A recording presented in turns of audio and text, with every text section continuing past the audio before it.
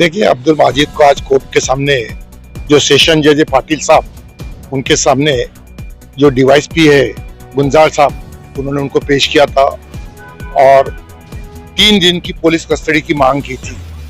उनका कहना था कि भाई ये जो जातिवाचक गाली गलौज हुई है और जो मारपीट हुई है, इसका पीछे हेतु क्या था ये लोगों का, और इसमें एक आरोपी फरार है, ये इसके लिए हमको तफ्तीश करने के लिए, और जो फोन पे जो बातचीत हुई है, ये सब चीज तफ्तीश के लिए हमको 3 दिन की पुलिस कस्टडी देना चाहिए।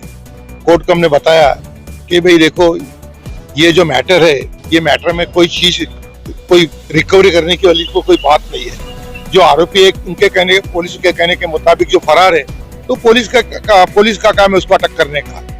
और जो मोबाइल पे बातचीत हुई, वो डिपार्टमेंट, जो टेलीफोन डिपार्टमेंट, उससे वो मालूमात ले सकते हैं। इसलिए पुलिस कस्टडी इसकी देने की कोई जरूरत नहीं है। कोर्ट ने हमारी बहस सुनते हुए 1 दिन की खाली पुलिस कस्टडी का इनको आदेश किया है। 1 दिन पुलिस कस्टडी में रखने का आदेश दिया है।